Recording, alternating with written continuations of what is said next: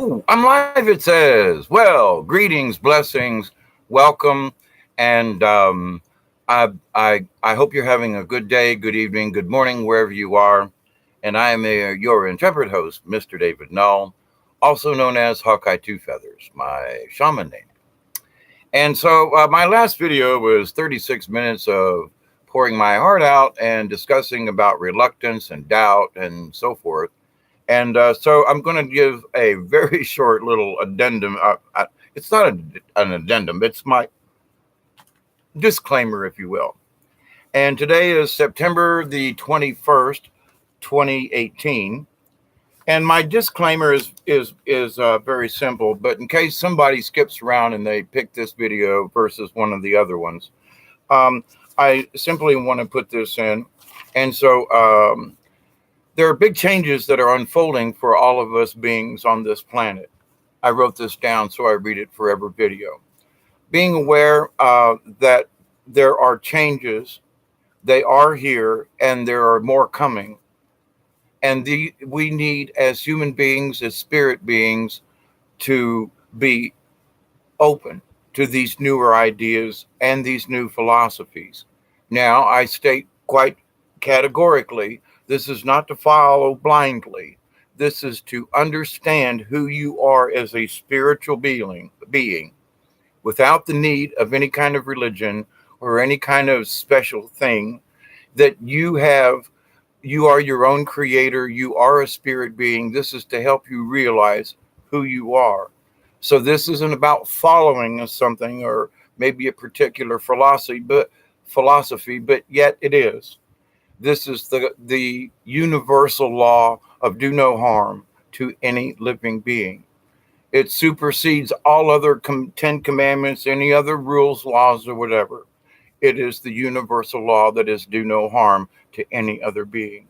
So, and the understanding that we are moving into new types of realities. And all you got to do is just kind of look around and say, oh my God, this is so weird. And especially for those of us who were born in the 50s and early 60s, life really is a lot different. And I say hello to you, Marie, early on before I get started. And Marie, I got a picture in my head the other day as part of an experiment, and I just couldn't get it out of my head. It was the sun over, or maybe it was the moon. I thought it was the sun setting or rising over mountains. Did you send me a picture in your head? Just curious. So anyway, um, and you and I should have a hangout chat sometime if you're willing. So we can set up some experiments. Now I wrote these things down. I get these automatic writing type of things, and to write them down so that I'll remember exactly the topics they wish for me to cover. Now the subject material, it's like this is like been what the last 55 years of my life has been, is to learn these things so that I can just speak about them. It's not about reading things out of a book to you. I wrote these things down because this is what my spirit guide says. Please talk about this and use the knowledge that we've already given you to help to explain this to folks. So here we go. Now, and my other little addendum is that know that I do this with all humbleness and blessings, and I hope this makes sense to you. So the discussion for now is focus.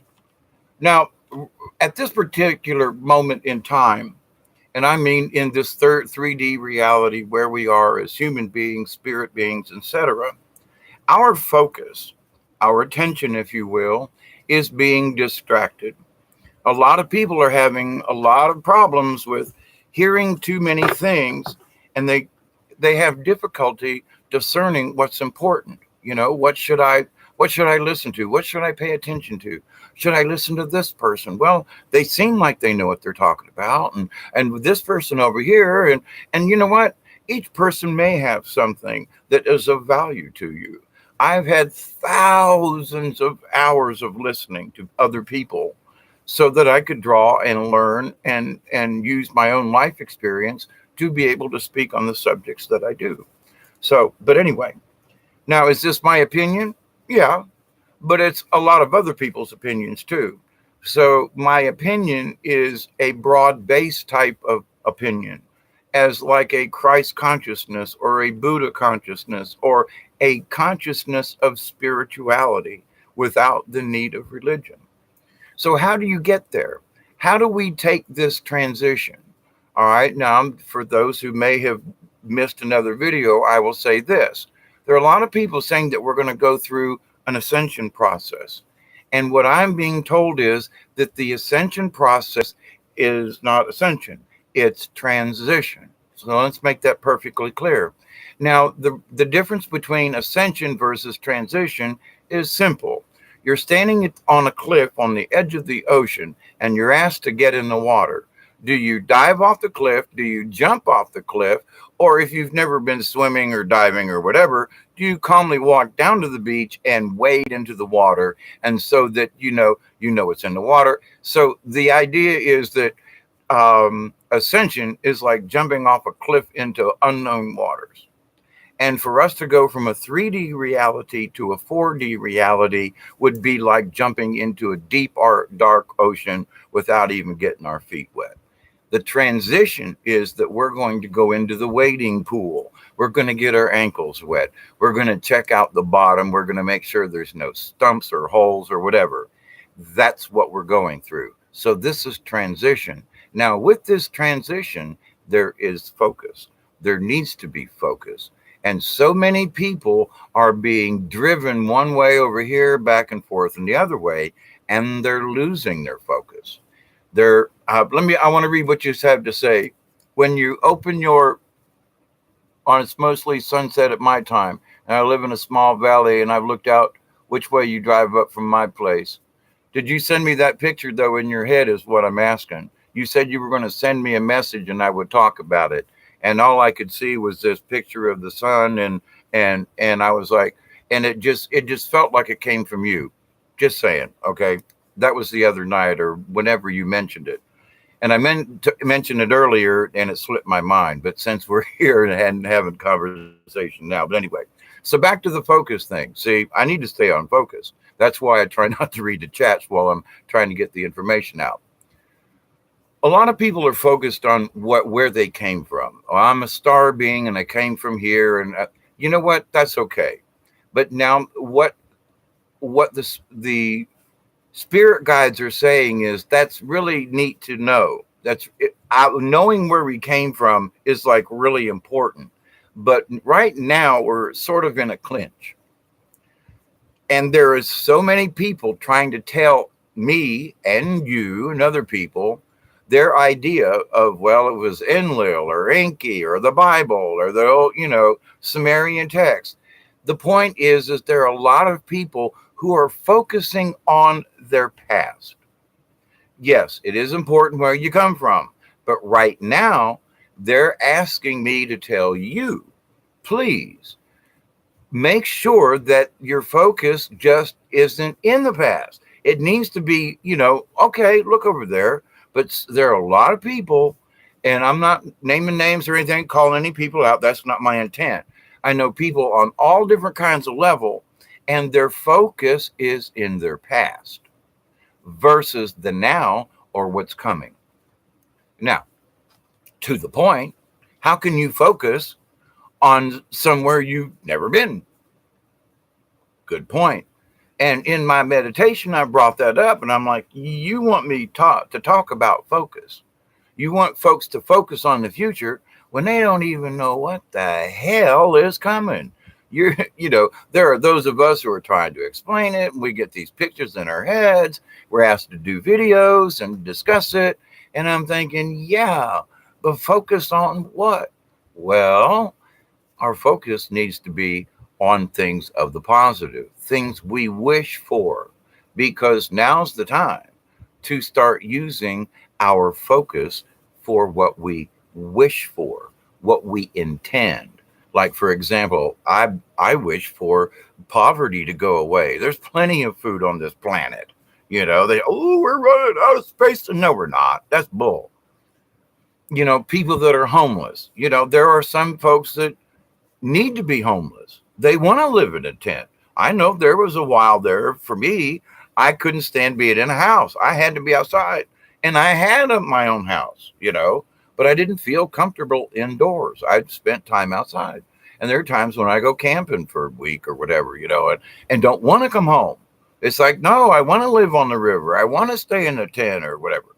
So there are folks who, whatever their internal thing is, maybe it's something that's happened to them, whatever it may be, they feel more comfortable in an outdoor or some kind of situation. Now, does that mean they should go hungry? Does that mean they shouldn't have a clean blanket or a decent tent to live in? I mean, come on, I mean, they're scrapping together cardboard boxes and they're pulling things out of the garbage. And I mean, it's horrible. And we're allowing it to happen as human beings, as a society. We turn our head, we look the other way.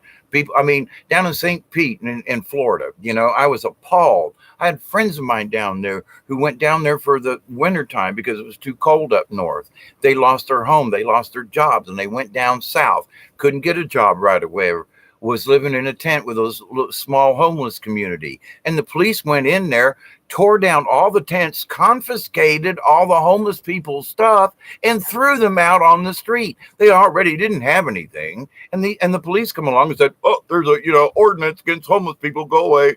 Weren't harming anybody. The tents were in decent shape, and they ripped their tents apart.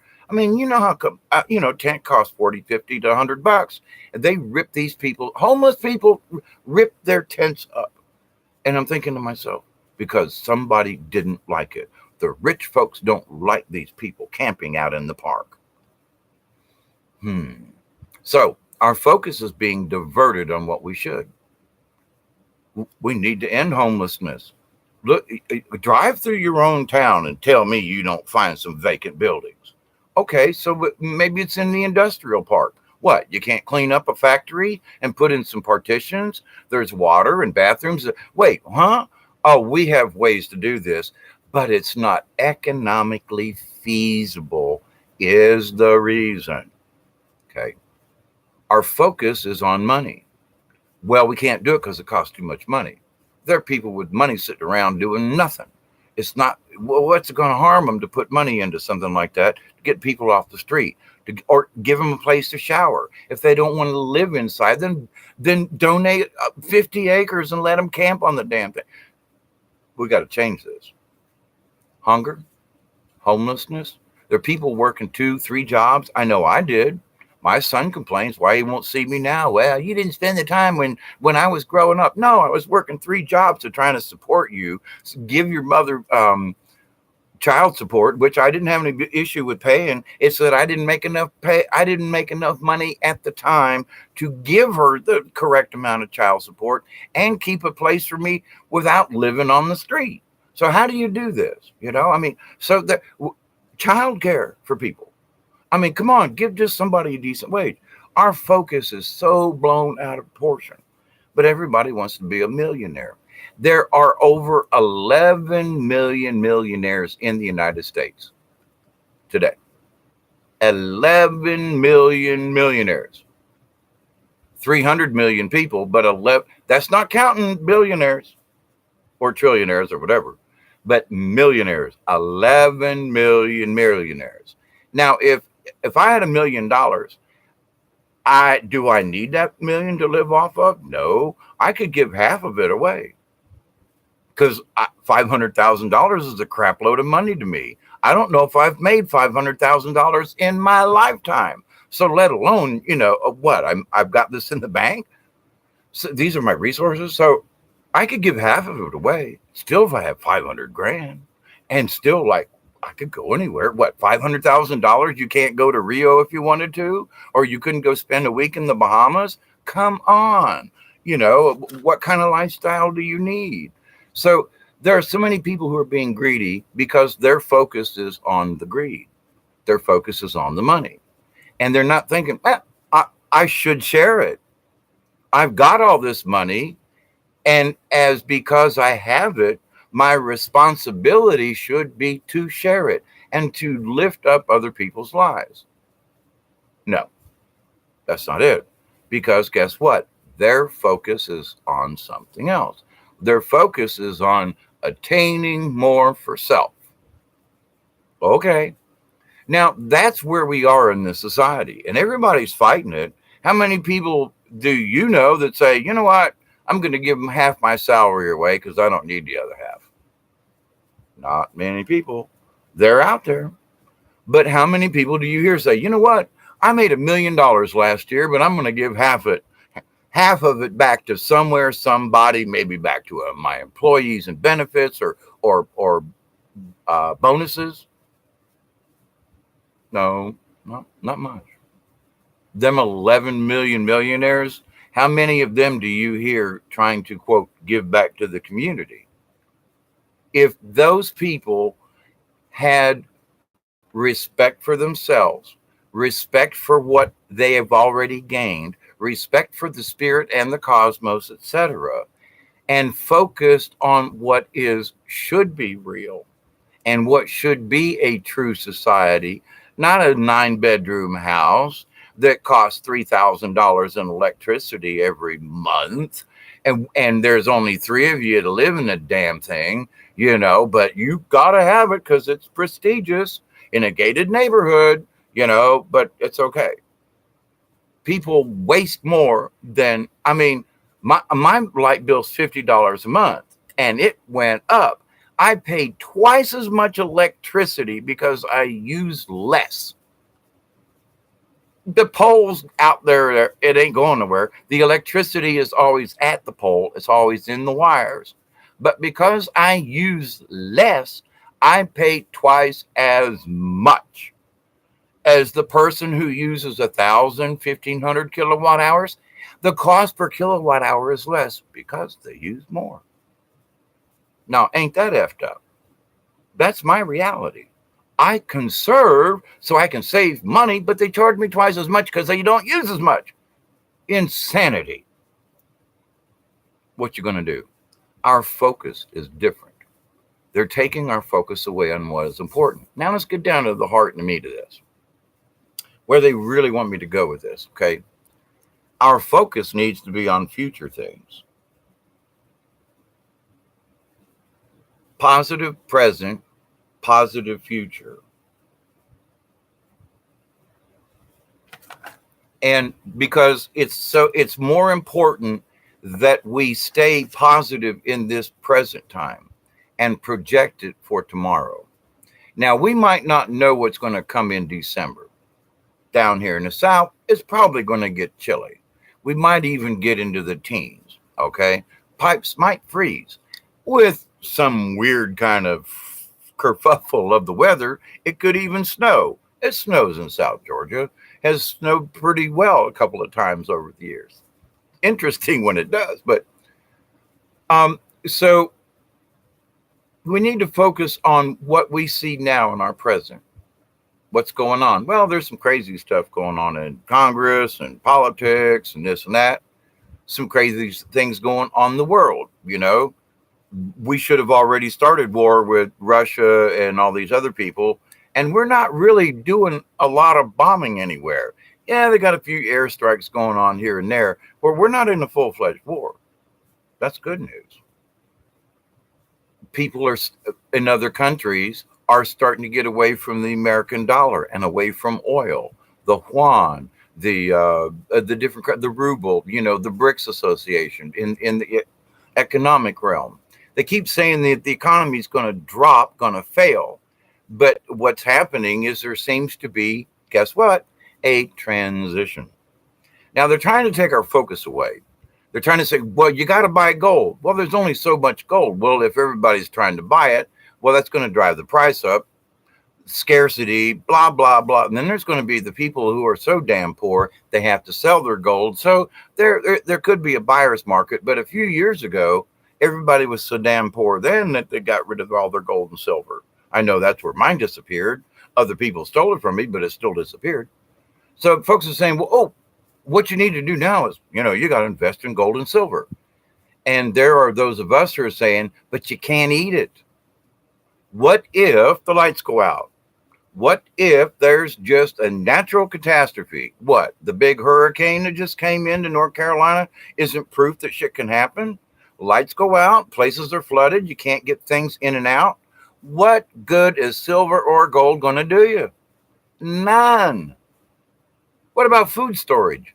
If you buy food now, it's going to cost more later on. So if you bought just a little extra food, if you're going to do something, if the crap hits the fan, you got food to eat.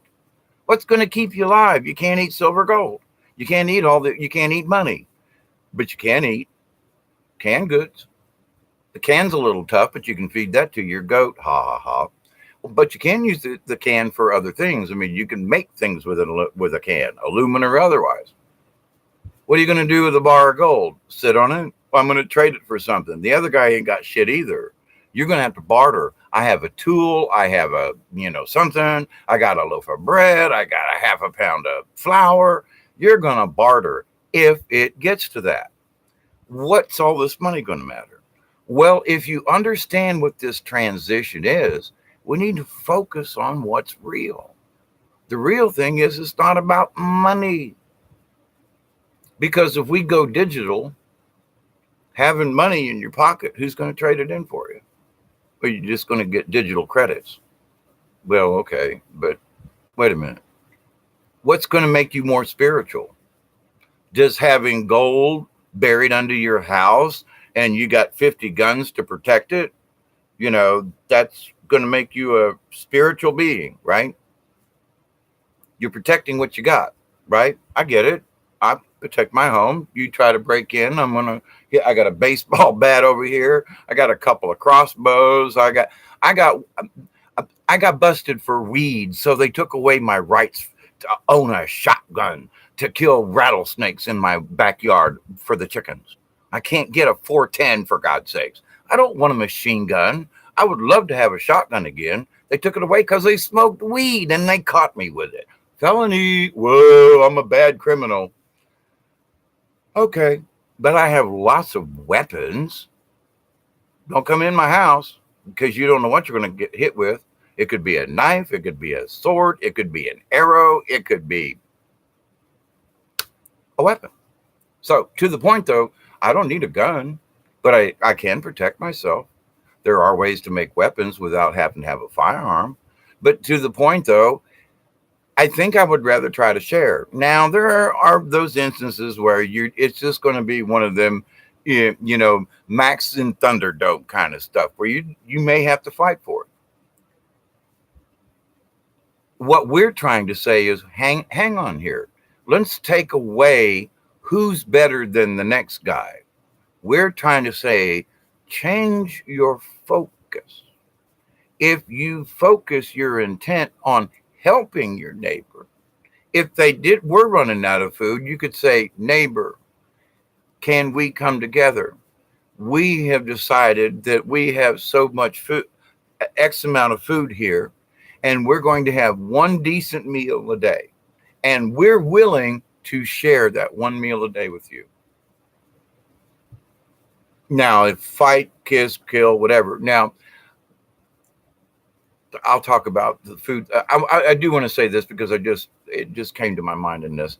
But I've known people that we went on wilderness treks. Okay, we're out in the wilderness. You got a canteen. Now that canteen's got to last you. Now I've known some people who by halfway in they're out of water and want your canteen. And I'm like, no. Well, share the water. I'm thirsty.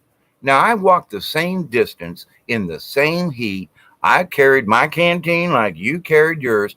What gives you the right to drink my water? Valid question. That person was thirsty, where I would take a swallow, rinse it around in my mouth, savor it, keep walking. This person would go, and their canteen's gone before they're halfway into the trip. They're supposed to go out another 2 or 3 hours, camp overnight and come back, and they're out of water already.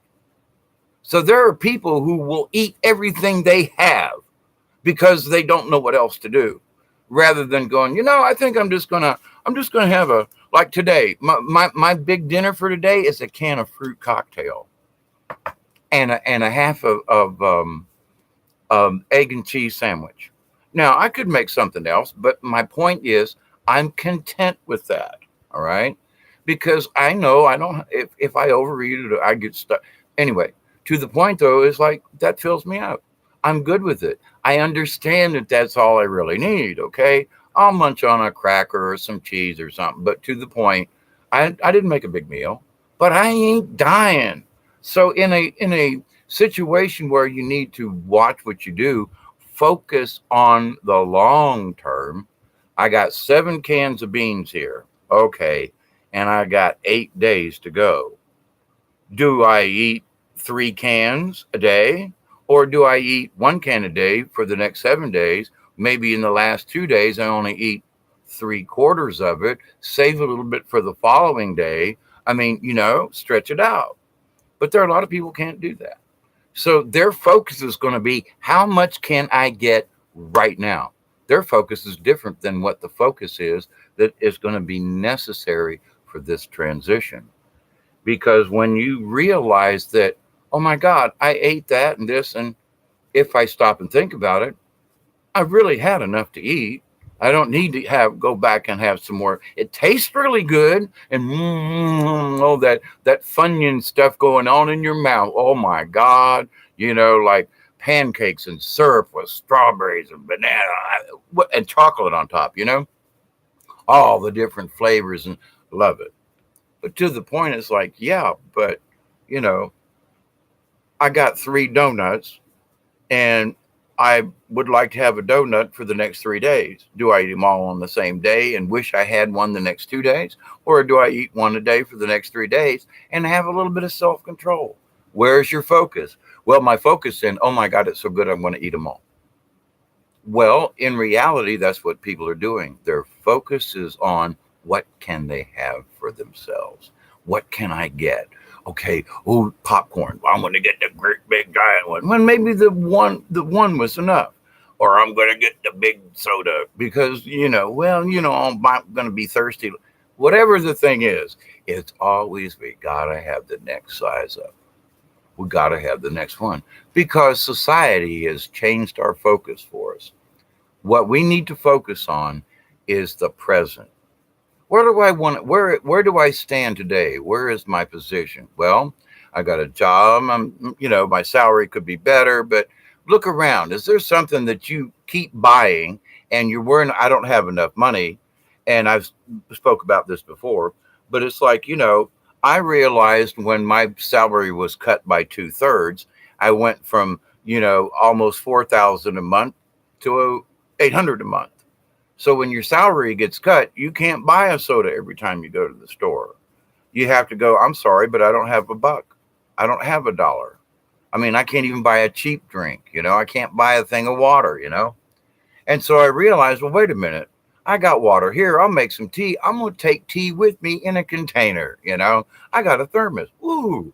So I take my iced tea with me. So I got water or drink or whatever I want, but I plan ahead of time before I go into town.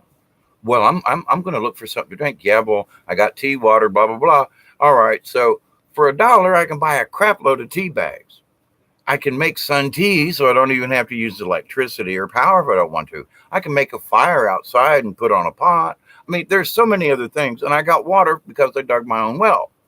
Point is, I didn't need to spend $1 or $2 because I went to town, wasn't prepared. Now I'm thirsty. Think that I must have these drinks or I'm going to die before I get home in 10 minutes. Where's your focus? The focus is on the present, on the now. I got to have this now. We're not looking for tomorrow. Well, wait a minute. So I'm only going to eat half of this. I'm only going to eat half of this candy bar. I'm going to put the other half in the refrigerator. Well, wait a minute. What do you mean I'm only going to eat half a candy bar? Well, but I don't have much money and I'd like to have some chocolate.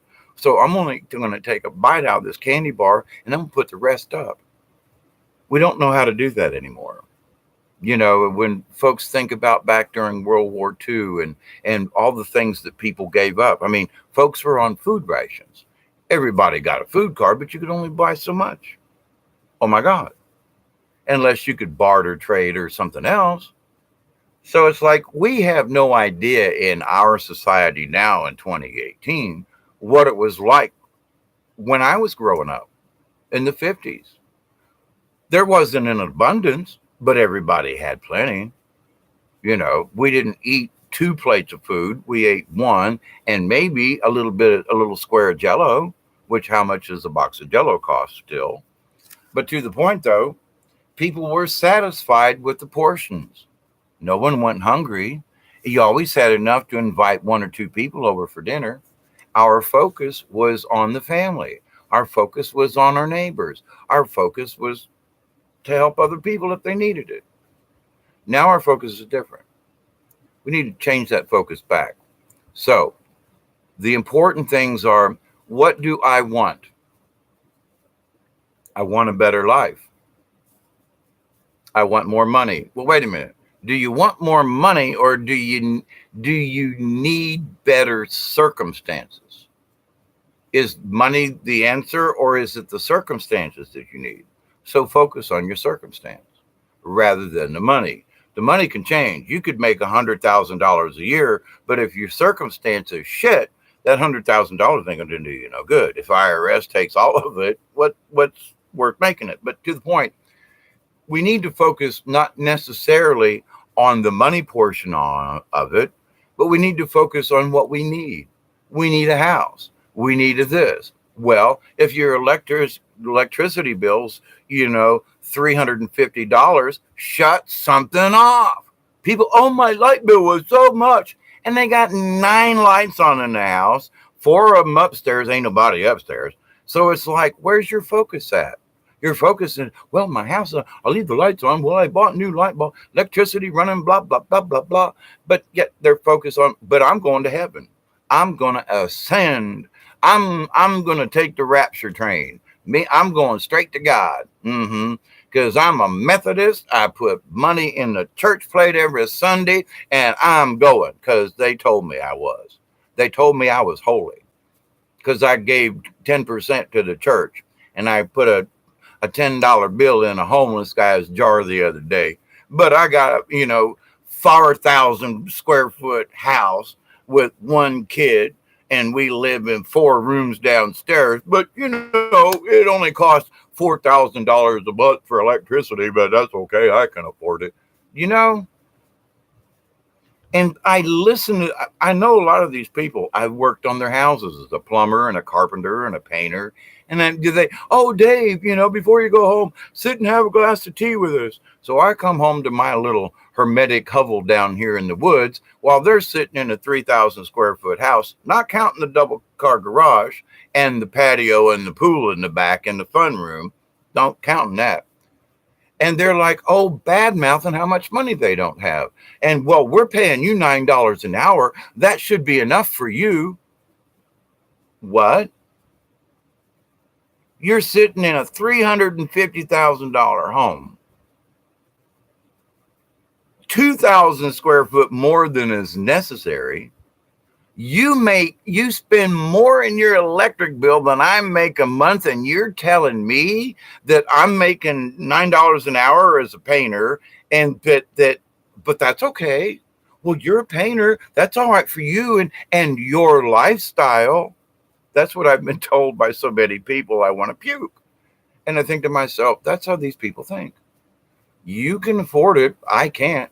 But there again, you could afford to pay me $15 an hour, but you say, but you're stationed. You're just a lowly painter. You are an old hippie. So you only really deserve $9 an hour because we decided so. Because they spend $1,500 a month in electricity bills. I only make $800 a month, but $9 an hour is fine with you. Our focus is on the wrong place. I know I'm running this money thing into the ground, ain't I? I sort of mean to, but not really. I'm not picking on folks with money. I'm picking on where other people's focus is. Their focus is, oh my God, my electric bill. I did something about my electric bill. I shut the lights off. I only turn on the hot water heater when I need it. I put the refrigerator on a timer. I turn down the thermostat. I don't use my air conditioner unless it is unbearably hot and I can't, because I can't afford to run it. Now, am I comfortable? Most of the time. In the late afternoons, it's a little warm in the house. An hour or two later, with the fans and the windows open, house cools down. I'm fine. I'm not dying. Other people, though, if they don't have their house at 72 in the middle of summertime when it's 100 outside, no, that's okay. And then they bitch about the phone bill or the light bill. So, okay, their focus is in the wrong place. We need to change our focus. Look at the long yardage. Look at the big picture. The big picture is use what's only necessary. Use just what you need. Because when you're stuck in, this is the answer. When you're stuck in the need, stuck in the greed, stuck in the feed me, Seymour loop, then how can you be spiritual? So there are folks that need to look at their lifestyle and go, you know what? I'm not saying you need to sell the house, but do you need all the damn lights on? There's a house just down the road for me. I stopped in the road one night and I counted. There are 9 humongous floodlights on this house sitting in the middle of nowhere off a county road out here in the county. Big, beautiful 2.5-story home, must be at least 3,500 square feet, plus the garage. Humongous thing. Never seen anybody in the upstairs, but they have lights on around this house. They've got a chain link fence. They've got all this stuff. That's because they're afraid. They're afraid someone might break into their big home. Well, they got it lit up. You can see it from Skylab. You can see it from, oh my God, this place is lit.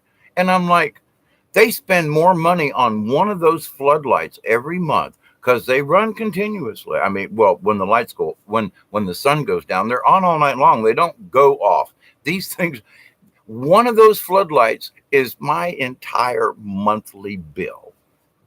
And I'm like, what, 1 or 2 houses? What, you mean you can't have a floodlight that comes on if an intruder comes? No, they got to have, and this is just one house. They're all over down here. And where you live. So what's people's focus? They want to shine their light. Oh, fear. Well, no, and I want to show my house off. And whatever the reason is, they're being wasteful. Where's their focus? Well, I gave, $1,000 to the church, and so they could build a better sign out front. Did they feed anybody in the neighborhood? Did they give the poor kids down the road school clothes or anything like that? No. They improved the church with it. So it's like, wait a minute. So you have the money, you buy this big house, you keep it lit up all the time for some kind, and then you give it to the church, but they spend it on the church. They didn't spend it on people. They spent it on where's your focus? All right.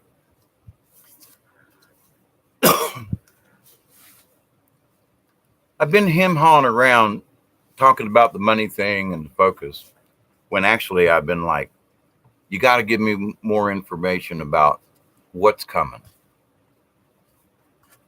What's coming is free thinking. What's coming is helping each other. What's coming is this new reality.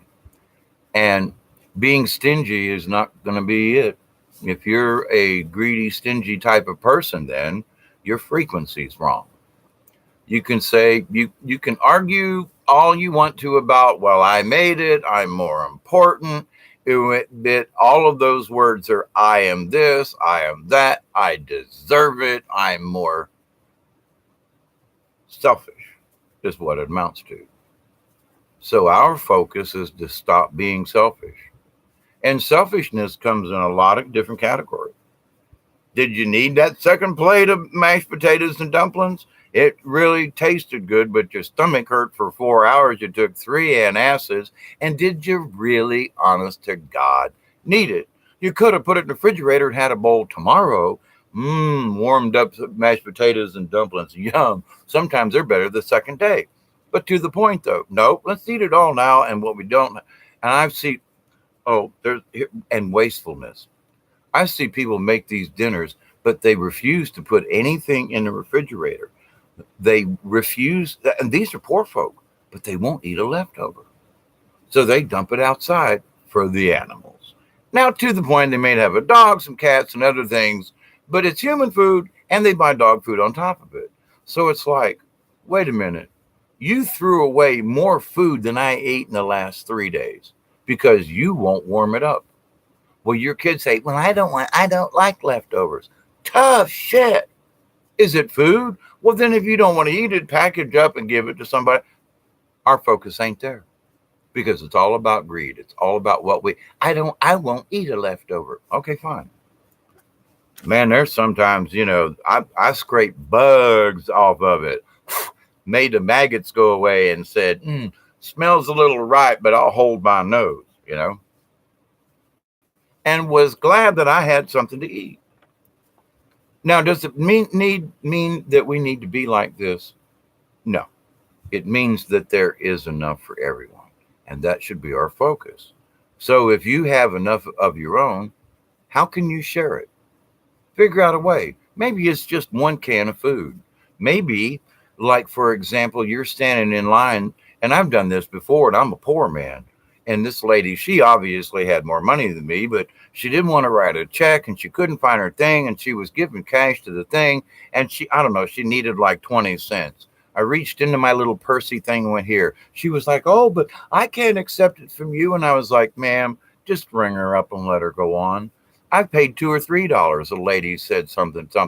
And she was like, but I don't have that much money. I don't know where here's $2. Go ahead and buy it. Now I've noticed that there are other people who have done this, and they're not rich folk. They're poor folk like me. And I'm like, wow, that was cool. But us poor folks stick together. It's kind of odd that way. Now, unfortunately, there are a lot more poor folk than rich folk. That's unfortunate.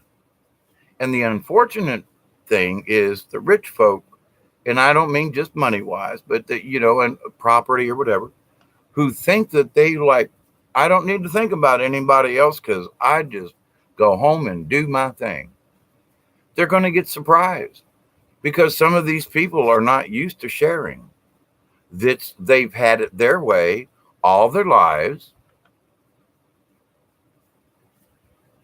Only child kind of syndrome, or maybe only two children, and one child was born, like my son, he was an only child till he was like 14, and then his sister was born. But to the point, though, it's like, he didn't have to share anything with anybody.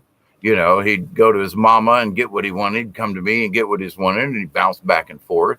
Typical teenager of a divorce, and it's like, okay, all right, if that's the way you want to play. And in a lot of ways, that's how our society is. But the surprising thing is that what makes you spiritual? You're playing both sides to get what you want. And now, unfortunately, he doesn't see his mother or me. He doesn't see the need in us. We're too old for it. We're out of his class. That's a shame. I still pray for him, though.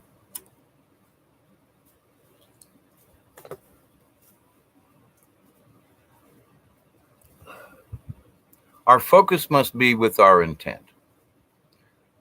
I intend to keep praying for people. It's going to change. It's going to get better. Now, I have meager means to help other people, but I have a friend of mine, and her niece is like in her 40s now, but she was born overseas, and her birth certificate has been like, she was born an army brat in Germany.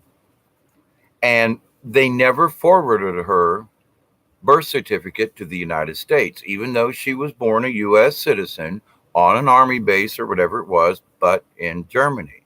So for the last 39 years, she's been trying to get a birth certificate. She can't get a driver's license. She can't get a job. She's an American citizen. But as a child, she was born in Germany in an army base. Now, her parents didn't follow up, and over the years when the child grew up, when a birth certificate was necessary, there's like no record of this person. She has no social security number. She can't get a job, and she wants one. As poor as I am, she's trying to do better for herself. She's almost got her birth certificate. The paperwork's been put in, but it's cost her thousands of dollars to get this thing processed for her when she can't get a job or drive anywhere or do anything. I mean, you know, so I'm going to hire her to come clean my house because I need help. Can I afford it? No, but I'm going to give up something because she needs help worse than I do. She is struggling so bad. Yes, I could use the help. Is anybody coming to visit old Dave? No, but that's not the point. She needs the help, and I would really like to have my house cleaned up better. I've been down too long, and things have piled up a little bit. I'm still down in my back, still trying to get healed with this. And what the hell? I'm going to try. It'll be next month, but I've already budgeted $50 for her. Can I afford to give $50 to anybody for anything? No, but I'm going to do it because she needs it.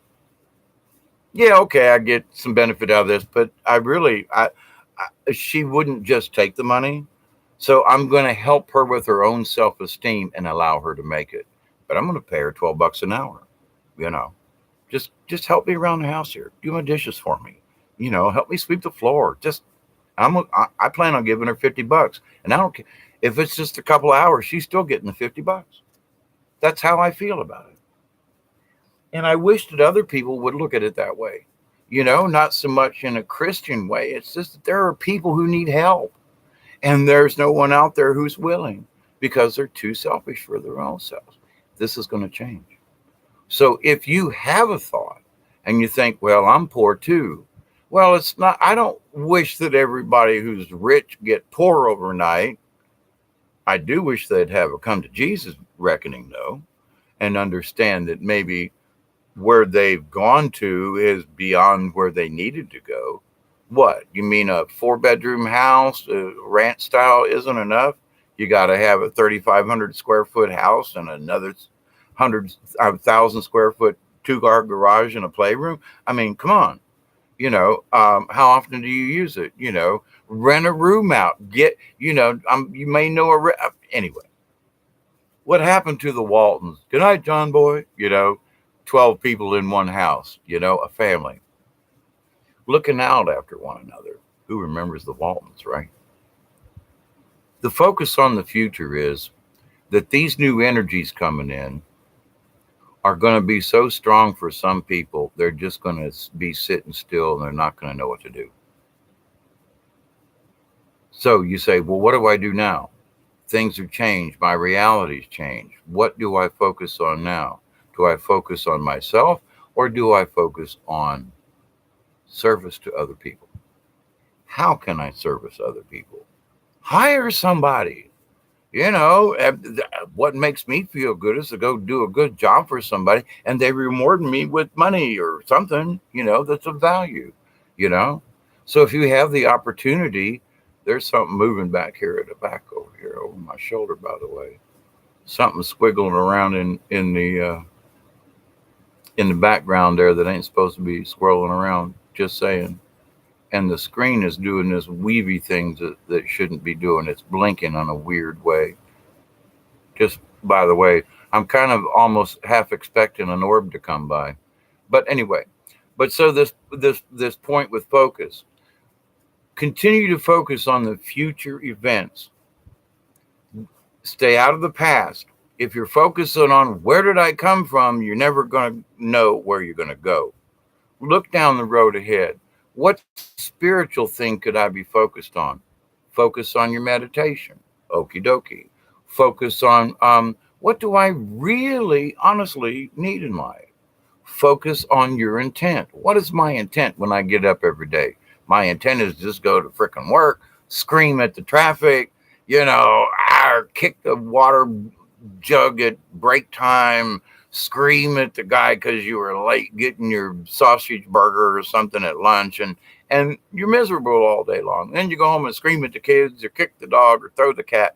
It's all cumulative. So your focus should be then on Relax. Find those things that are stressful. Look at how you can change your focus. Well, that pissed me off. Rat, rat, rat, rat, rat. Okay, then focus on how will that not piss you off tomorrow. If somebody does that same behavior, are you going to allow them to piss you off? Are you going to focus on, you know what? If somebody calls me a stupid son of a bitch, I'm just going to go, you may be right. On certain days, I'm the craziest SOB you'll ever meet in the world. Rather than fight about it, is it worth it? Well, I'm standing up for my honor. Are you just standing up being stupid and you're going to get your face punched in and then other things are good? Or should you just go, yeah, you're probably right, and just go on about it? Where's your focus? You got to stand up for everything? But are you right about everything? It's not about whether or not you're right or wrong. It's whether or not you're going to make a difference. If I stand up for this particular thing right now, well, I didn't get, my eggs are cooked wrong or blah, blah, blah, whatever it might be. And folks go, but why did you make that a big deal? Because your focus is on the anger. It was all about me again. So, but can you change that? So your focus should be then look at your own life, not necessarily waller in it, but that I hollered at somebody the other day. I shot somebody a bird. I sent somebody an angry text. Can you change your behavior? Sure you can. Focus on that. Change what you have control of. And you can say, well, that person pissed me off. No, that person didn't piss you off. You allowed that person. You pissed yourself off. Wait a minute. Hang on, Hawkeye. What are you talking about? Well, sticks and stones. All right. So you're a stupid son of a bitch. Okay, right. So you allowed it to make you mad. So where was your focus? You allow the person to make you mad. Your energy was in the wrong, different focus. So what you should do is you should say, wait a minute, I'm going to focus on, I don't care what somebody says to me. I'm not going to let them piss me off. That's going to change your frequency. It's going to change your focus. It's going to change your outlook of who you are. It's going to change your entire spirit being because you're going to focus on not getting mad. You're going to say, you know what? I'm just not going there anymore. All right. So you're stuck in traffic. I mentioned this in the meditation video. So you're stuck in traffic. Traffic's not going anywhere. So what are you going to do? You're going to stand there and bitch at everybody and all the cars around you and how stupid the guy is up front? Or are you going to take advantage of the time that maybe Spirit's saying, hey, why don't you just meditate for a minute? Put on this tune, find it, or shut the radio off and just sit in the car and hum. Just think a pleasant thought. Think, wow, okay, maybe somebody was in an accident. You don't know what's up ahead of you. You hope everything's okay. So rather than sit and bitch about it, oh, I'm going to be late and all these other things, that you're just sending negative vibes into the universe. But if you focus on, I got 10 minutes here of maybe some meditation time, a little bit of quiet time. I'm just going to sit here in traffic, put it in park, put on the handbrake, and if somebody beats the horn, I'll look in the rear. Oh, the line's moving. Okay. And you move forward. Lots of different ways on what you can focus on. Do you focus on the positive or do you focus on the negative? Some bitch pissed me off. Or did you allow that person to piss you off? I mean, where's the point in this? Did you allow them? Because if you got mad, then it was your own fault. They just triggered you. Did you have to get mad? No.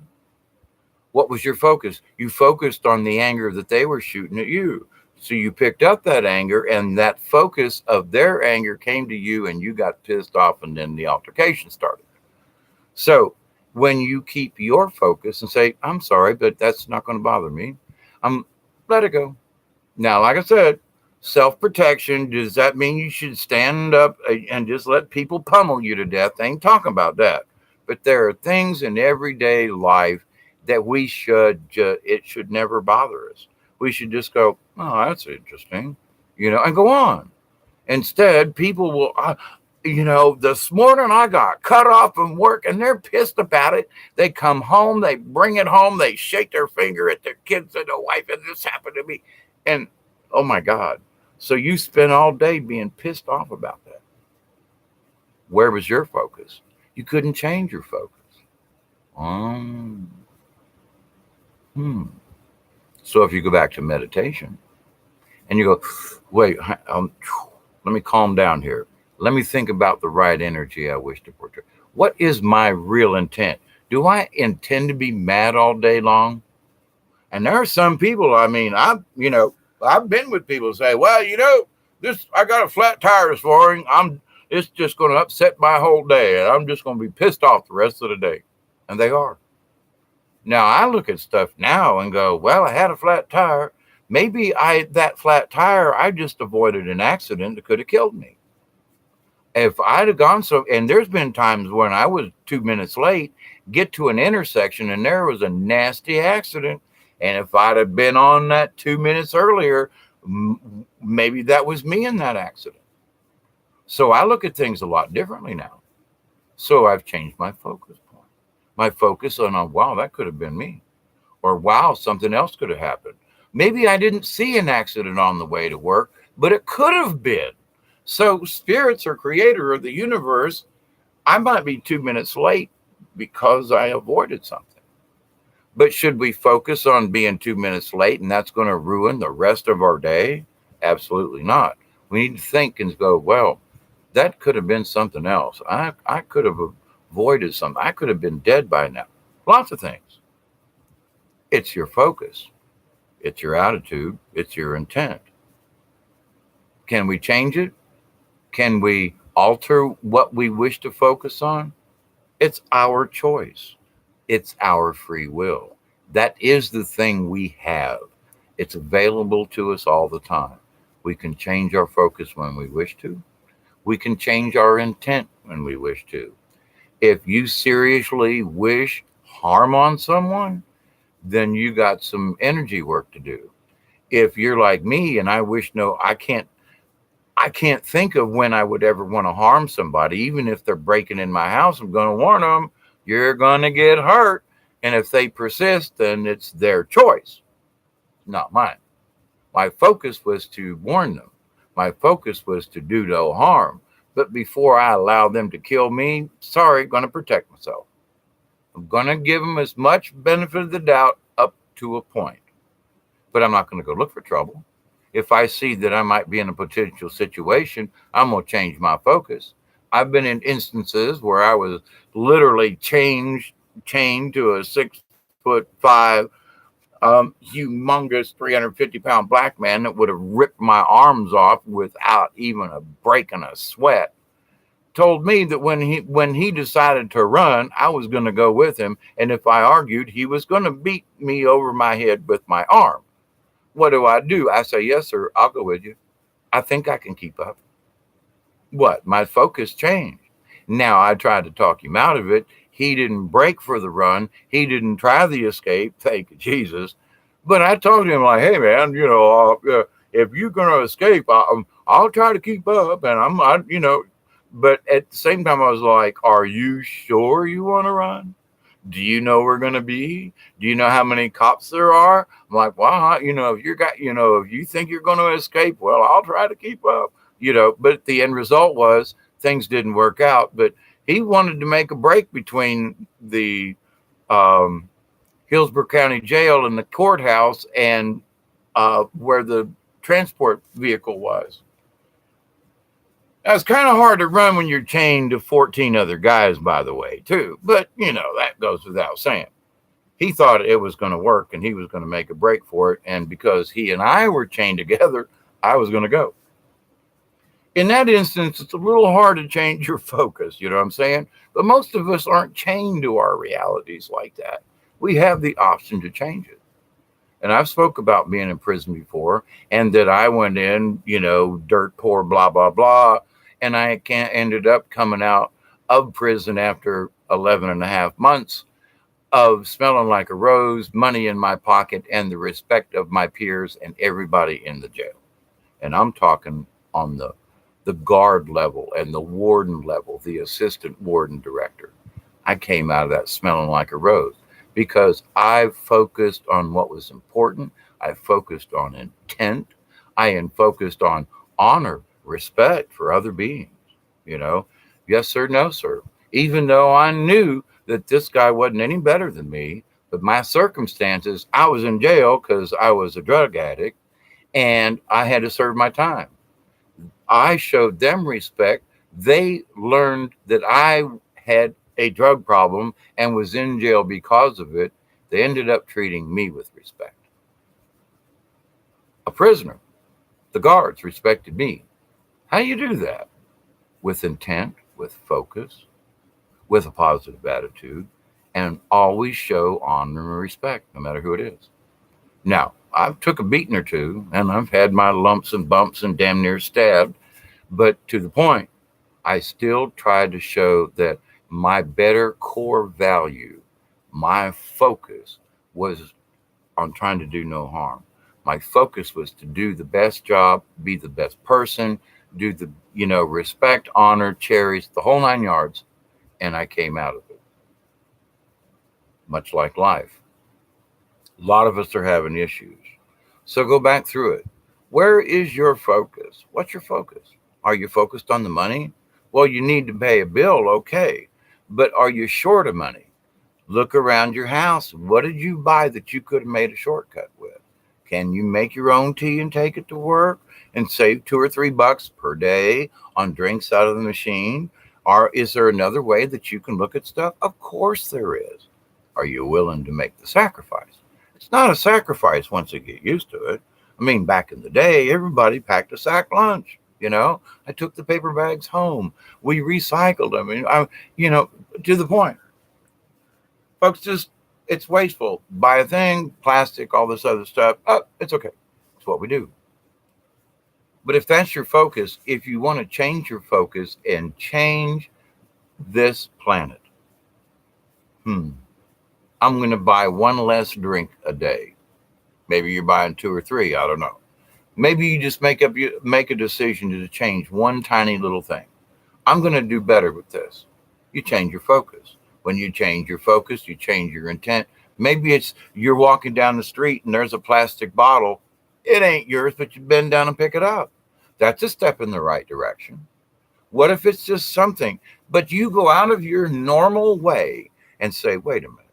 I see that it ain't mine. Somebody else did it. Not my job, mine, but you do it anyway. That's service to others. That's service to planet Earth. That's service to the universe. Well, I didn't have to give up anything except the time it took to bend down and pick it up. And so I washed my hands. Big deal. Throw it in the garbage. You know. Can we change? It's up to us. Do I want to change my paradigm? Sure. Do I wish to do a better job? Absolutely. Am I doing a good job? I don't know. I'm just going to keep praying. I'm going to keep meditating. I'm going to keep hoping that the message that I'm bringing to try to help other folks is like, look around. I bet you notice things. And the next thing with this focus is that we might not all understand exactly what's coming, but if we focus on good intent, then good things will come. If we focus on wishing that the planet Earth will get cleaned up, we'll clean it up. Wishing more people had a decent job so that they didn't have to live in their car or under a bridge. That's a positive intent. Just say a little prayer every day. When people use their focus, I'm going to focus on just a positive thought. Okay. If you can't do anything else, if that's what you got, then do it. It's your intent with that focus that makes a difference in the universe. And when we all put forth the effort with a positive focus, a positive intent, what is the focus? Well, your focus can change from day to day, but what's your long game? You're sitting on the 5-yard line. You got 95 yards to go to make a touchdown. You're 6 points down, and you got to get a touchdown and an extra point. The extra point's pretty easy, but you got to get down the field. So what do? Do you sit there on the 5-yard line and mess it up and they get a touchback and lose 2 points? Or do you focus on down the field? Down the field. You don't focus here. You focus down there. You focus at the goal point. Now, I know it's a football, it's a sport thing, but at the same point, you got to look downfield. If you're looking too much in front of you and you can't see what's tomorrow or the next day or what the week is, meditate. Ask for what you should focus on. Maybe it's going back to school. Maybe there's a job you should try. Maybe you should give up smoking or drinking or spending so much money on wasted stuff and then bitching the rest of the week you ain't got no pocket change. I used to do that. I didn't have a lot, but back in those days, $20 was a lot. But when you spent $20 on beer or wine or whatever, by Wednesday, you ain't got $1 in your pocket. The kids need milk, and you still got 2 days of payday. How many of us still live that life? But then when I realized, wait a minute, there were things I was spending money on, I wanted but didn't need. I had $10 in my pocket at the end of the week. I changed my focus, changed my intent. I looked at the big picture rather than, well, I got $20 in my pocket now. There used to be a word for that, but I won't use it. But you were Afro-American rich, okay? And that you got money in your pocket, jingle, jangle, jingle, and you're going to spend it till there ain't nothing left, rather than save a few bucks for the end of the week or just parlaying it out. What's our focus? Everything now. Got to have it now. Broke tomorrow. Now, there are those times when I spoke about sometimes you're down to your last $10 and you see somebody else and they need it. It's up to you. But can you give it? Will you give it willingly? Do you understand that the universe will pay you back in some way, shape, or form? You might not know what it is, but it just come in from the side somewhere. So, but if you keep your focus, it's going to get better. It is getting better. And say, well, I wish it would get better. A wish could never come true. But if you say, it's going to be better, it is getting better. Stay the focus, stay the course. It is getting better. We're going to make that touchdown. If you got 5 people on the line and there's 11 on you on this side of the team, 5 of it just say, we ain't never going to make this touchdown. And we only got 5 minutes left in the game. We're sunk. They don't make it. How do I say that? Because I've played football. I've been on the line. And you look down the line, the other guys will go, would you shut up? Yes, we are. Well, I don't know. That's a long way. And that guy, we're going to make it. Quit. But as soon as somebody has doubt, guy drops back, and then you miss a block, and the guy gets, the quarterback gets sacked, and you go, shit, we're 15 yards back from where we start. Oh my God. Life's like that sometimes. You have the flat tire, it sets you off, blah, blah, blah. But if you keep it focused and say, I can make that touchdown. You might not make it this game. And it might be that the other team is really, really freaking better than you guys. But that doesn't mean you should give up playing football.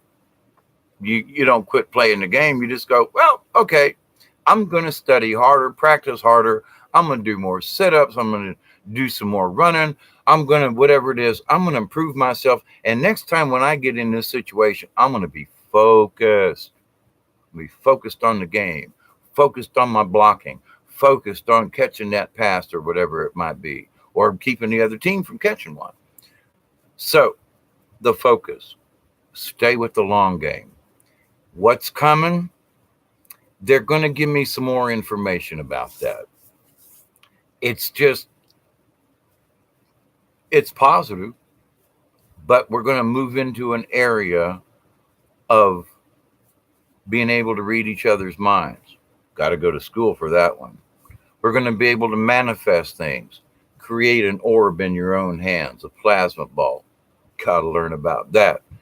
We're going to be able to relocate ourselves, like folks said that Jesus did, Buddha, some other prophets, other dignitaries over the centuries that popped in, popped out. Where'd he go? I don't know. Was he on a horse? Who was that masked man? Okay. Why the ancients, why there are no visible signs of spaceships on this earth that we really know about? There are mentions of in hieroglyphs, spaceships, different types of things, aero type planes, vimanas, the triangular shaped craft, and so forth, because we didn't need spaceships. If we wanted to go home to Pleiades, we just thought about it. Like a transporter beam in the quantum. You think when you know how to do it, you don't have to get in something to go to the moon. You're just there. You want to go to Mars? You think about it and you go there. So, fourth dimension moving into the fifth, this is the kind of training we're going to be going through. And it's kind of hard to explain to people. Like you say, well, wait a minute. You mean if I want to go to the Bahamas, I can just go there?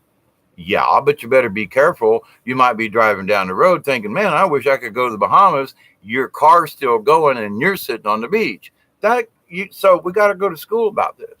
We have to learn how to use our focus and our intent in this new realm of reality. People say, well, Dave, that shit can't happen. Guess what? These are the surprises. These are going to be some of the tough things. People are going to go, impossible, can't do it, ain't going to happen, blah, blah, blah, yada, yada, yada, yada. And those of us who understand that it's very possible. I mean, I've done experiments with astral projection to where someone actually saw me standing outside a building, could see my profile in the glass of the radio station. Screamed, dropped it, and I called her up a few minutes later from 40 miles away. And I said, did you just drop a stack of records on the floor? And she was like, you come up to the window and scared the shit out of me. And I was like, oh, so we knew that astral projection worked. But there was enough of me standing in that glass when I was looking in on her to see if she was awake. It was an experiment we were working on. She was so surprised. She saw me in the front window of the radio station. She dropped the stack of records she had on the floor, broke several of them, pissed the manager off, I tell you. But, they were free anyway. But to the point, though, I know these things are real. Other people have done experiments. They know that are real. So if I could travel there with my mind and my astral body to where she could see me physically standing in the window, how much of a leap is it for the rest of me to go? I mean, seriously. I just don't know how to do that. I can forward think, I can astral project, but I haven't learned how to take the rest of my body with me. So if you believe in astral projection, shouldn't you believe in maybe the rest of me could go? Instant relocation? Now beware, you might end up on a planet that has no oxygen or whatever. So we have to go to school and learn how to do this. We got to go through training sessions. You're going to have to learn how to levitate 101, how to meditate, levitate, and, just fly up off the ground. How to, So how do you explain that to folk? That this is our new paradigm coming in. How do you explain, for those who've never astral project, it's kind of difficult to explain these things. But someone who has had lucid dreamings and they can kind of understand it a little bit. But for those folks who think it's all just poo-poo, and then all of a sudden the purple wave comes down through the galaxy and they're standing there in their underwear going, what the hell do I do next? There's going to be those of us who at least partially understand that this is possible are going to have to literally take him by the hand and go, it's okay, brother. It's okay, sister. It's okay, friend. It's all right. We're in kindergarten, every single one of us, and we got some new stuff we're going to learn. We're going to learn how to use our intent. What's an intent? What's an astral body? What's a lucid dream? We're going to have to be patient. That's going to be our focus. Because if you're aware of what's going on, It's going to be our responsibility to teach those who aren't.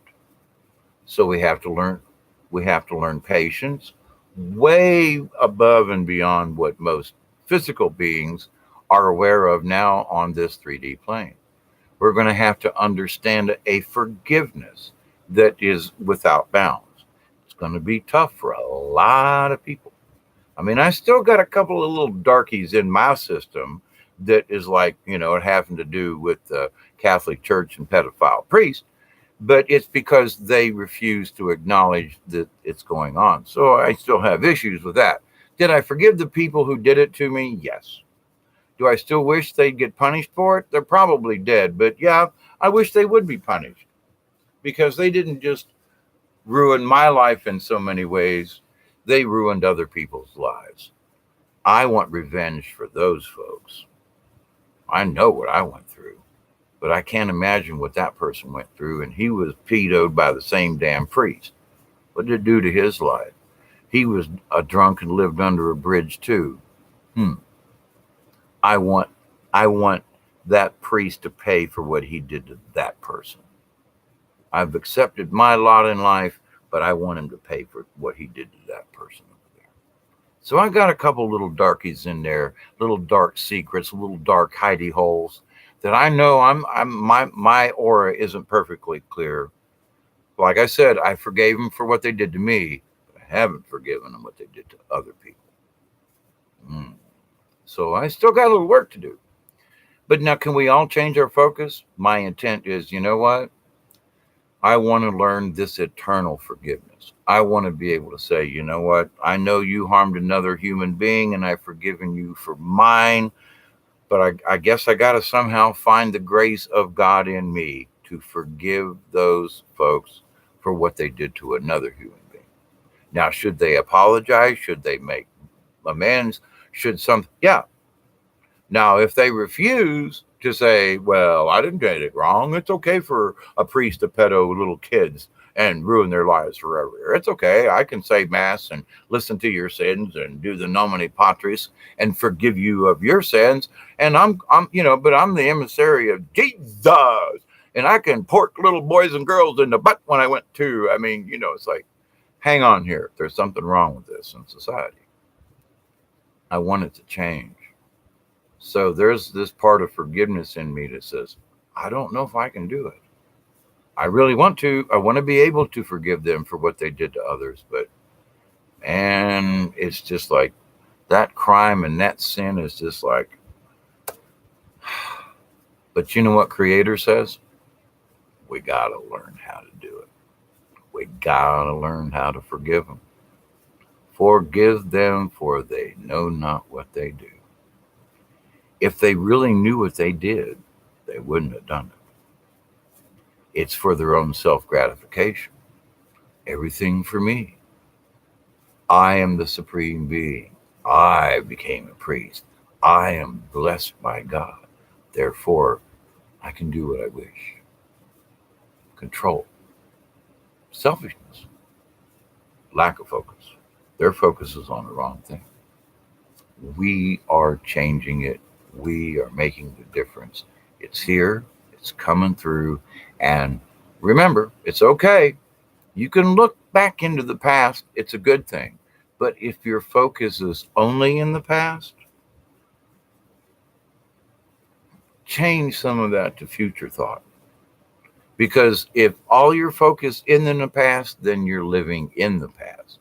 And you wish the past to be present. When we get to where we're headed, when the veils are lifted from our eyes, we're going to know what the past is. We're going to get it.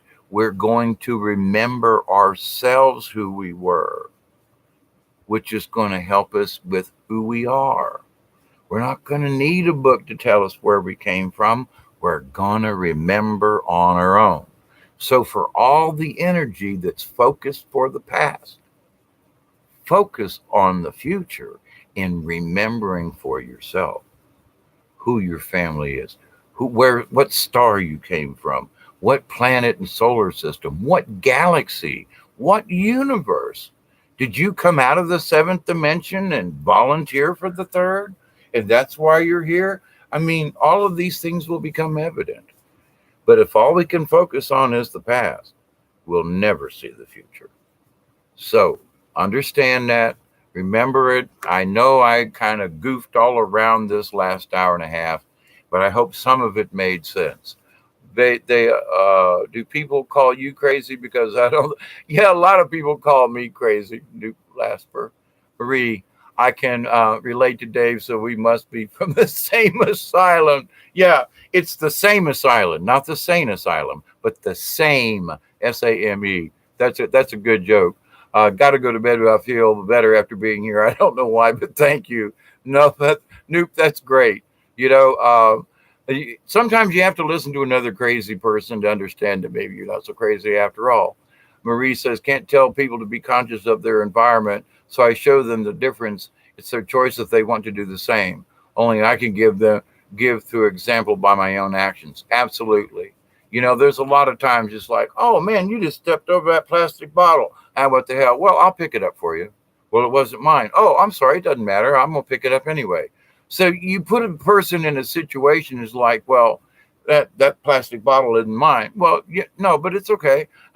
You stepped over it. It's all right. I'll pick it up for you. It's not mine. Oh, I'm sorry. I'm going to pick it up anyway. Why? Because it needed to be picked up. Oh, so you don't have to explain yourself, but when you start doing actions around people, through people, and apologize for them. I'm sorry you didn't pick that up. I'll get it for you. What the hell are you talking about? You're taking the blame when it isn't yours. And some people say, well, that's kind of a negative thing. You say, well, I'm sorry. I didn't know you didn't pick that up. Or, maybe you don't say, well, maybe your back is broken. So you don't give them an excuse as to why you just must have stepped over that. You must have missed it. That's all. But the thing is, it makes them think, well, wait a minute. He thought that was mine. Well, it wasn't mine. Well, I could have been over and picked it up. It sort of puts a guilt trip in their head, and it's just by doing an act of kindness. Oh, excuse me. Is that your? Oh, I'll pick it up for you. Oh, it's not your. Oh, and then they go, what? That little act of weirdness will make people think twice about. Wait a minute. I got out of the truck, or I got in the truck. There was a bottle there, and I just kicked it out of my way rather than bend down, pick the thing up, and put it in your car, put it in the garbage. It's a tricky little way to get people to think twice about what they do. And that's an interesting, Marie, that you said that. So,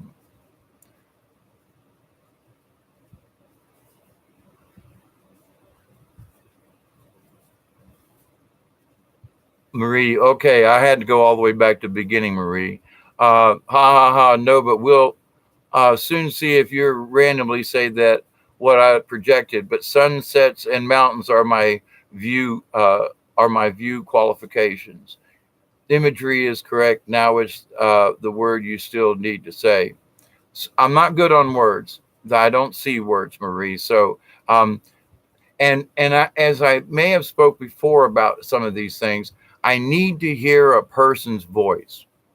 If I can hear your voice and know what you sound like, because when I get words in, sometimes they're like, "Rrr." So if it's attached to an image, if I've never heard your voice, there's something about me and hearing your voice. All I got to do is and it's some kind of internal connection I get. And I might have only spoke to you one time, but if I have heard your voice, then it's like when the message is sent from that person, I hear it in your voice. That's how it works for me. But now images from other people that I've not met, that I have not heard the words, it's difficult for me to go, well, I don't know, So sometimes I knew it, but see, we'd already talked on the phone. So it's like I'd already heard it. So, but my suggestion is to look at a word like a flip card. Like, okay, the word is imagery. Well, think of the word printed on a card, imagery, and hold it up and say, I'm thinking of the word imagery, imagery, imagery. Do it 3 times and then let it rest. Send it out, imagery, imagery, imagery. But look at the sign. Sometimes you have to literally write the word out, put a box around it, but that's what will send it out. So just a suggestion, but sometimes words, I get so many words in, it's like, I don't know where that come from. I don't know where that come from. Now somebody says, okay, tomorrow at noon, I'm going to be sending you a message, and say, okay, so tomorrow at noon, between noon and quarter after, give it a few minutes, but I'm going to be listening for words in this 15-minute period tomorrow. Okay. So then I got a time frame. But if somebody says, well, I'm going to send you an image, when? Well, random, see if you can pick it up. I get thousands of images a day. Which one's yours? But if you say, well, I'm going to call around 2, meaning in the head, going to send you a picture, about 2 o'clock tomorrow, Eastern Daylight Time, blah, blah, blah. I'm going to send you a message, picture, something. See if you can pick it up. Okay. Now, see, that's easier to focus on. Does that make sense? But to just randomly say, woo, Dave, I'm going to send you a message, I'm like, are you sure? But now the other night, I got this clear picture from Marie that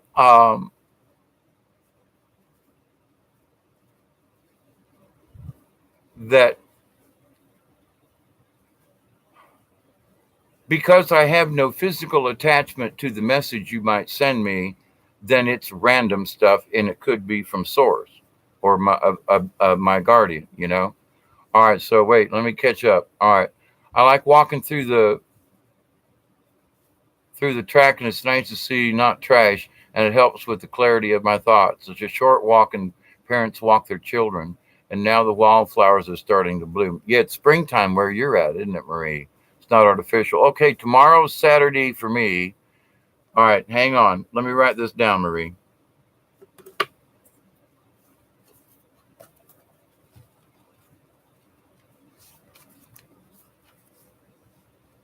I mean, if we're in an hour kind of thing, I'm good with that. But I think you understand that just to say, well, I'm going to send you a random thought tomorrow. Okay, that goes in the pile with the other 100,000 random thoughts I get. But to the point, though, okay, Marie, tomorrow's Saturday for me, so tomorrow's Friday for me. All right, it's 7:15 now. It's 5:17 now here, so I need to know the time differences. It's 7:15 p.m. It's 5:17 a.m. Eastern Daylight Time on my clocky thing there. Did you get that, Marie? So not quite 24 hours.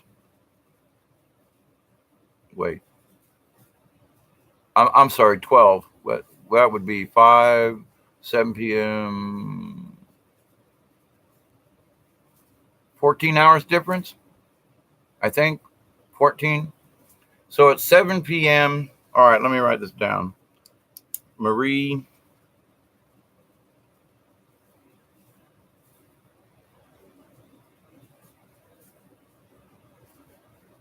p.m.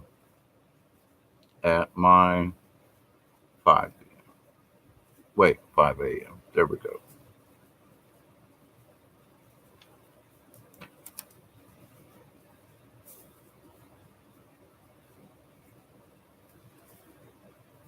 So 7, I'm going to be in the garden tomorrow, so hopefully I won't have things cluttering my thoughts. It only takes you a second, But so 7 a.m. for you would be 5 p.m. for me. So if you were working in the garden at 9, it would be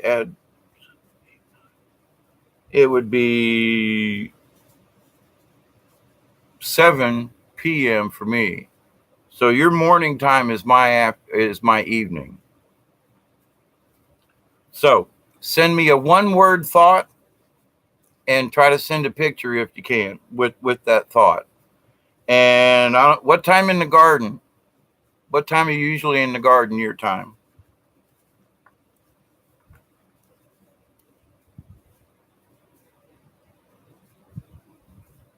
tomorrow in the garden.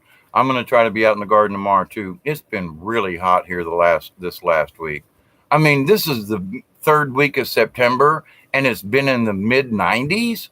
It wasn't this hot in July. I mean, oh my gosh. I don't get it, you know? So, but I'm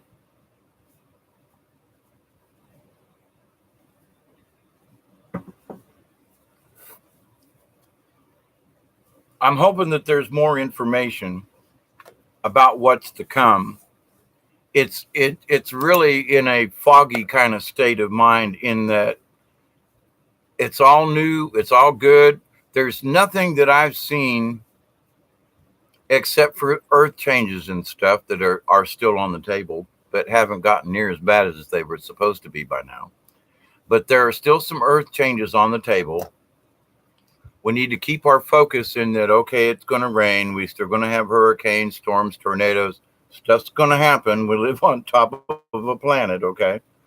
And that we need to focus at the long haul. If you know that you live in an area that's prone for flooding, try to do something about it. If there's somebody that has flooded and you might be able to help, maybe you got close, maybe you can donate a day. There are a lot of things we can do to help in this world for other folk and change our own frequencies. So let me check with Marie here before I shut down. Saturdays I sleep in, so I won't be around until about 11 a.m. 11 a.m., 7, 11, 4 hours. So it'd be 5 p.m., 5 would be 9. So at 11 a.m. your time, it'd be like 9 p.m. my time. Just saying. You don't follow the school routine in the weekends. Yeah, a lot of us don't, but around lunch. So lunchtime for you would be, let's see, what did I say? 9, 10, about 10 p.m. Right, 10 p.m. for me would be 12 noon for you. All right. So about between 10 and 12 p.m. tomorrow evening, I'll keep an ear out for you. All right, Miss Marie. So I'm going to end this stream. I hope this was of value to you in some way or some shape, way, form, or another. I know I ramble too much about people being rich, but there's so much about being rich and about wastefulness, and there are ways that we can change other people's thoughts with a kindness. Maybe you can be the poorest person on the world and change a rich person's mind. Just saying, it's with our intent. It's worth our focus. So, all right, love to all of you. My soul heart and my heart soul from me to you always. I always send you love. And as I said in my last video, and I mean this, my birthday's coming up, and I'm asking folks to do a random act of kindness for another person for my birthday. You can do it in my honor, but I'd rather do it in your own honor. But as a birthday present to me and the cosmos or whatever, I'm asking folks to do a kind deed to a stranger, to a relative, to a friend. Do something kind for another person. You already give me your love and your kindness, so I'm already receiving the benefits from you all. So, but as a birthday wish for me, I wish for other people to help somebody else. Thank you all. I love you. Till next time. And the subject next time, by the way, if you're still hanging out with me, I'll look it up real quick. I do have this stuff wrote down. The next subject is going to be faith. Having faith. What does faith mean to you? So this should be an interesting topic coming up next. This one's a little flaky because I'm like, they're not giving me a lot of stuff to focus on here in the future as far as what things specifically. But a better planet, better people, more. There's already enough food. Just how we share it and that we continue to get along. So good enough work for there. So I love you from now and forever. Spread the love, spread the joy, spread the faith, spread the information, and I'll see you next time. And this is going to end in 3, 2, and